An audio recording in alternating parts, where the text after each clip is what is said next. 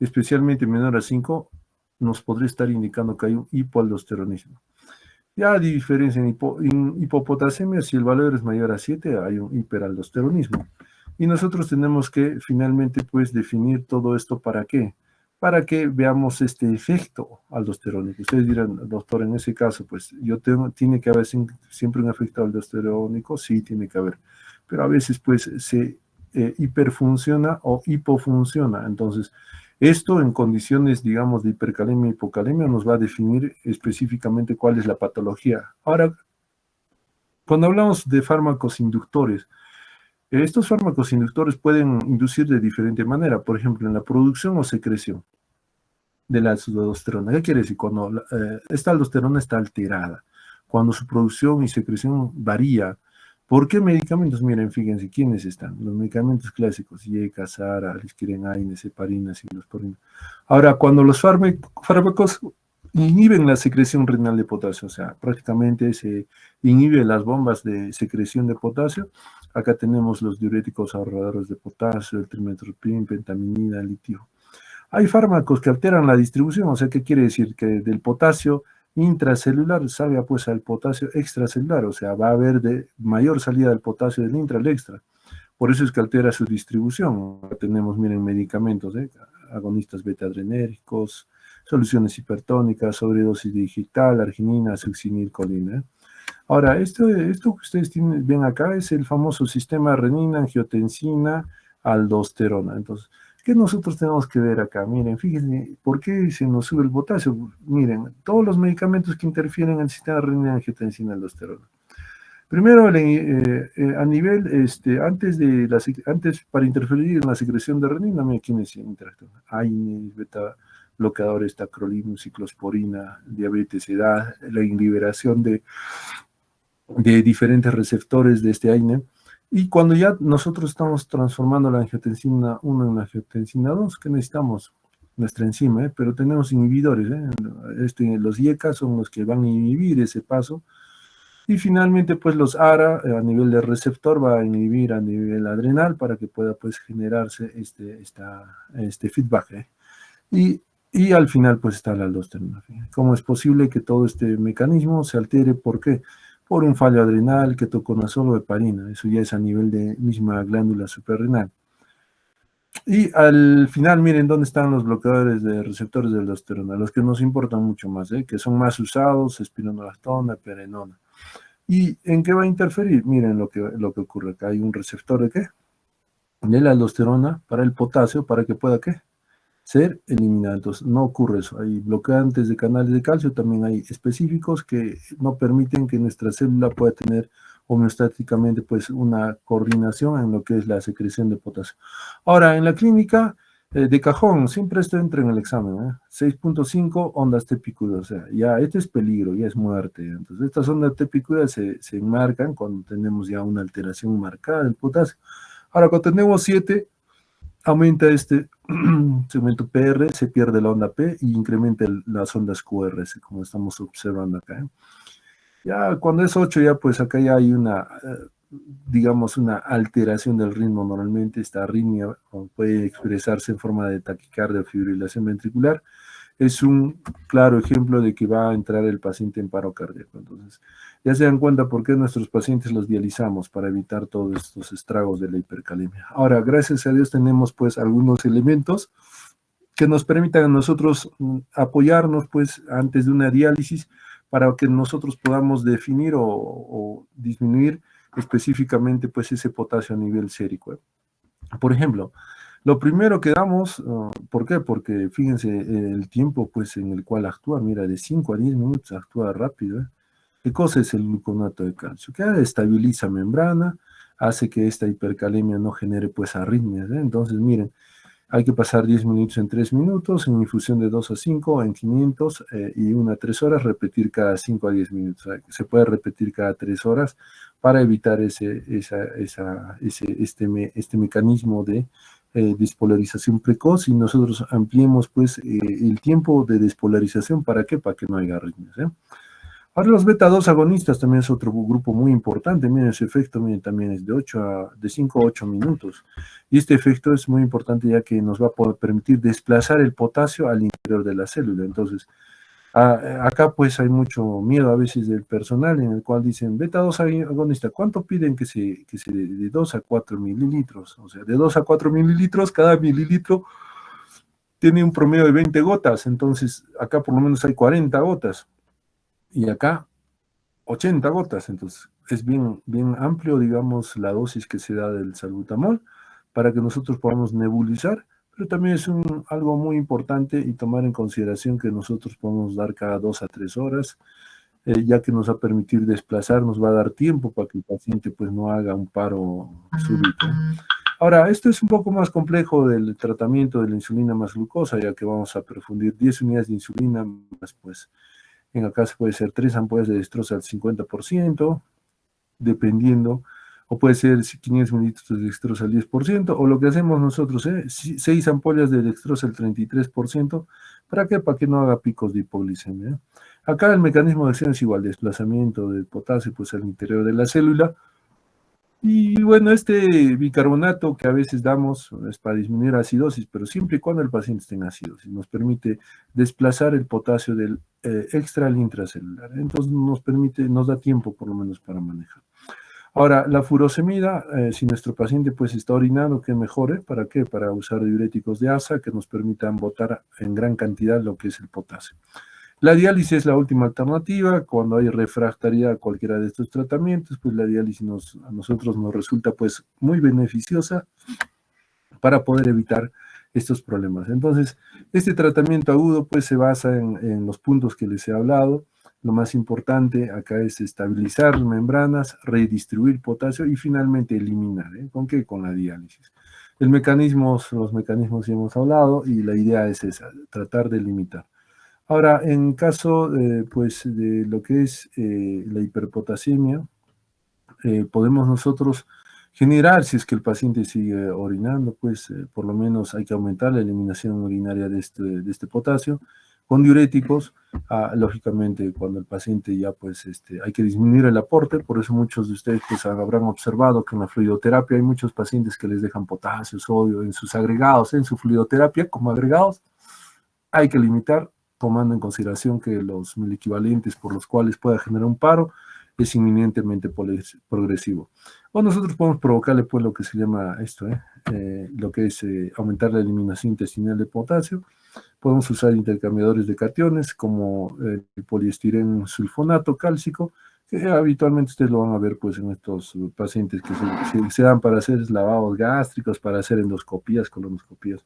Patiromer, que va a ser pues un elemento que va a tratar de captar lo que es el potasio, así como el ciclosilato de circonio de sodio, que prácticamente se van a unir al potasio y van a evitar su absorción del mismo. La hipopotasemia es otro elemento que hay que tomar en consideración también. La grave siempre vamos a ver cuando es menos de 2.5. De acá nosotros nos indica que por debajo de 3.5 ya es el valor, digamos, de hipopotasemia. Este trastorno electrolítico habitualmente se debe a estos elementos. Baja ingesta, que es por lo que habitualmente nosotros ingerimos, digamos, la cantidad óptima de potasio. Y lo otro, que igual el riñón ya también actúe, que tenga una eliminación marcada, grande, o que hay una redistribución inadecuada, que todo el potasio se meta dentro del intracelular, tomando en consideración pues que el intracelular tiene la capacidad de poder almacenar harto potasio. A su etiología, podemos ver también que que así como en la anterior puede haber pseudohipopotasemia, cuando en este caso pues tenemos falsas disminuciones de las cifras de potasio sérico en algunos pacientes, que son anoréxicos, dietas de adelgazamiento, ayunos, o que tengamos una fluidoterapia sin potasio, en el cual se arrastre más líquido, sodio, y también se arrastre potasio y baje pues el potasio. Ahora, esta redistribución celular que nosotros normalmente, pues transcelular que nosotros normalmente observamos, también tiene un efecto muy importante, ya que los estados de alcalosis metabólica va a hacer que el potasio pues cambie de dirección.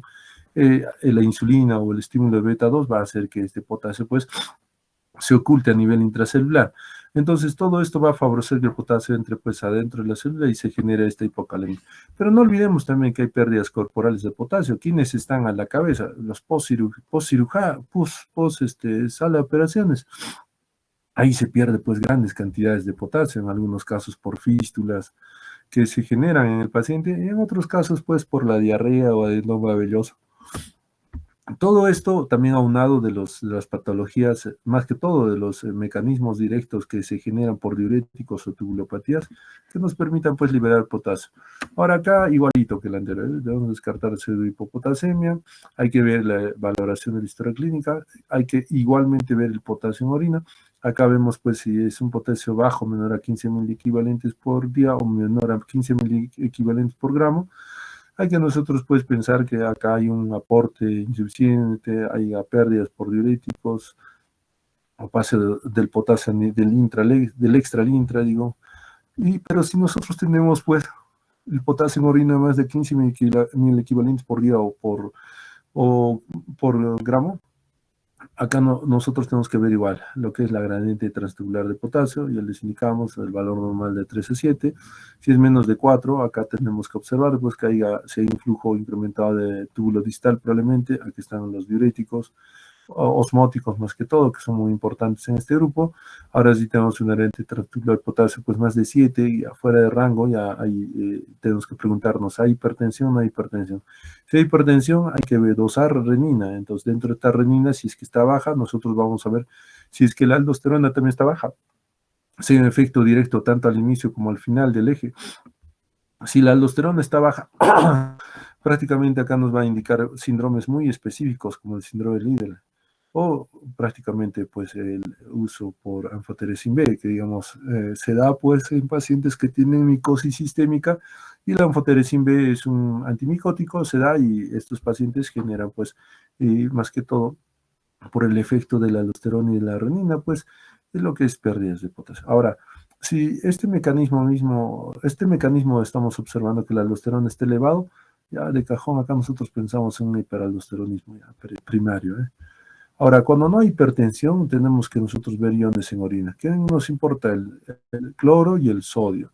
Si el cloro está a menos de 20, probablemente sea pues no solamente pérdida de agua, no solamente pérdida de potasio, también hay cloro, podemos ver en los pacientes que tienen vómitos. Si el sodio está a menos de 20, pues saben que el sodio y el potasio también se pierden a nivel de diarrea, y acá nosotros tenemos que ver pues que pueda ser la causa directa de la etiología. Ahora, cuando el cloro y sodio ambos están mayor a de 20, tenemos que ver otros síndromes como es el famoso síndrome de Bartter o de Jitterman. Ahora, ustedes se preguntarán, doctor, ¿cómo es posible que se dé toda esta situación? Hay pérdidas intestinales, las clásicas, o sea, todo paciente que vean pues que está con un débito alto a nivel intestinal tiene que ponerse a pensar, el potasio debe estar mal. O las pérdidas renales propiamente dichas, por todos estos trastornos tubulares que finalmente nos generan pues lo que es una alteración de la secreción de los diferentes elementos que pasan a través de este. Hay síndromes un poco específicos como es el síndrome de Liddle. Asimismo hay patologías como el hiperaldosteronismo primario y secundario, que fíjense chicos que tienen efecto directo a nivel renal. Ahora, cuando nosotros veamos hipertensión arterial con hipopotasemia, hay que definir cualquiera de estas patologías que están acá. Lo más importante es ver pues que esta aldosterona elevada, en lo más habitual pues tendría que aumentar la reabsorción de sodio, potasio y disminuir la concentración de potasio en orina, lo cual nos va a permitir a nosotros pues que caiga pues el potasio a nivel sistémico. Ahora, la clínica, igual que la anterior, siempre la clínica es a nivel pues, de la membrana de despolarización. En los leves hay problemas, parestesias, bradicardia, alteraciones de la concentración urinaria. Procesos ya graves, acá podemos ver pues potencialmente que haya rabdomiólisis, ileo, taquicardias supraventriculares, bloqueos auriculoventriculares o nefritis intersticial. La debilidad muscular es muy importante para la clínica. El tratamiento que se hace, se repone. Miren, fíjense que la reposición es variable, pues tenemos diferentes tipos de medicamentos como el bicarbonato potásico, tenemos el cloruro potásico, el gluconato potásico. Esto nos permite a nosotros ya por lo menos vía oral tratar de mejorar lo que es el límite de este electrolito. Ahora, vía intravenosa también es muy importante. ¿Por qué? Porque a nosotros nos va a permitir, pues, por lo menos ya hacer una corrección más óptima. Pero, ¿cuál es el peligro? Nosotros no podemos ir en contra de lo que son las normas de la infusión de cloruro de potasio. Primeramente, este cloruro de potasio, fíjense, la norma es que debe ser diluido en salino.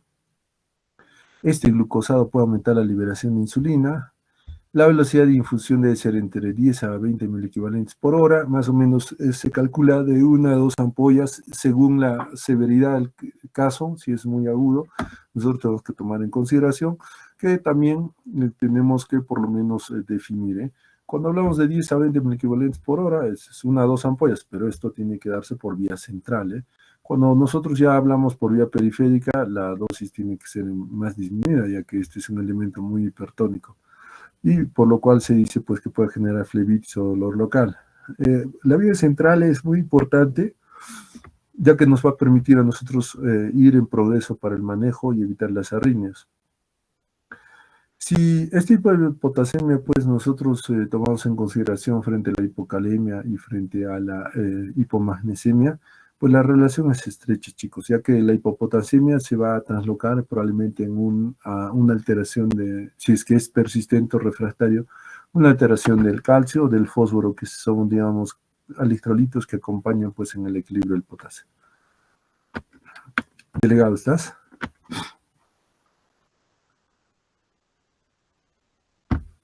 Delegado. Sí, doctor, sí, doctor. Ya, muy bien. Entonces, nosotros tenemos que saber también que esta bomba de sodio de potasio ATPase, digamos, es una de las principales para poder generar lo que es este movimiento de electrolitos a nivel de membrana nasal. Ahora, en la insuficiencia renal y los fármacos potencialmente hipercalemiantes son la principal causa de hiperpotasemia. ¿Qué quiere decir? Si tienen un daño renal, chicos, ya, lo primero que tienen que pensar, pues, trastorno electrolítico, potasio, trastorno ácido-base, acidosis, ya, es lo más importante, porque a partir de eso nosotros vamos a poder corregir o mejorar. Ahora, esta hiperpotasemia transitoria a veces se da por el desplazamiento de potasio al intra. También puede darse por exceso, por ingesta inadecuada.